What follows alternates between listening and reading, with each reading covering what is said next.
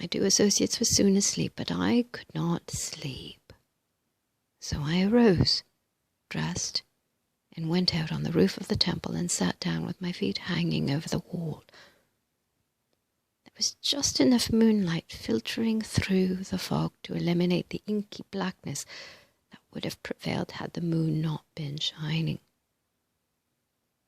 There was just enough light to reveal the great billowy fog banks rolling by, enough to remind me that I was not suspended in space, that somewhere way down the earth was as ever, and that the place I was sitting upon was somehow connected with it.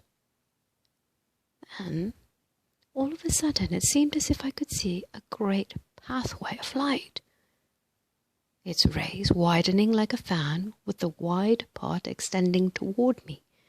Where I was sitting seemed to be in about the center of the ever-widening ray, and the central ray was the most brilliant of them all. Each ray seemed to project onward in its course until it illuminated one part of the earth. Each illuminated its own particular portion of the earth until the whole blended into one great white ray. Looking far ahead, I could see all gradually converging until they ended in one central point of intense white light, so white that it seemed transparent and crystal. Then, instantly, it seemed as if I stood out in space looking at it all.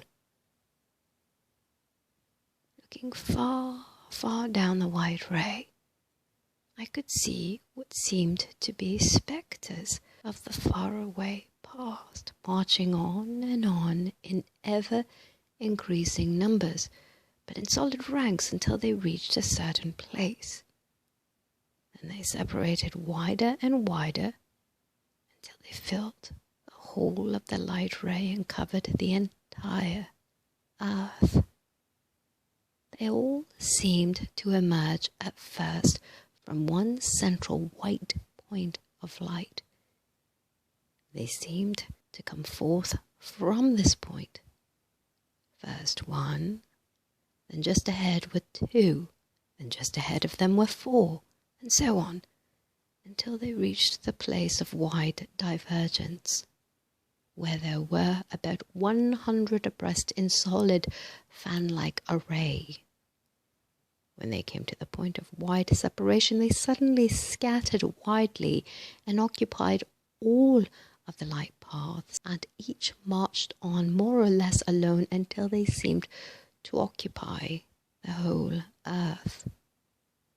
When they had occupied the whole earth, it seemed the rays had reached their widest expanse.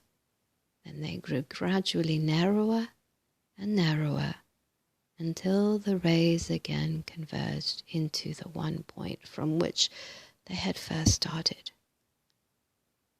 The cycle was complete, and they entered again, one by one. Before they entered, they formed in solid array 100 abreast, gradually closing up until they became one. And that one entered the light alone. I suddenly aroused myself and, thinking that this was rather an unsafe place to be dreaming, I went in and retired.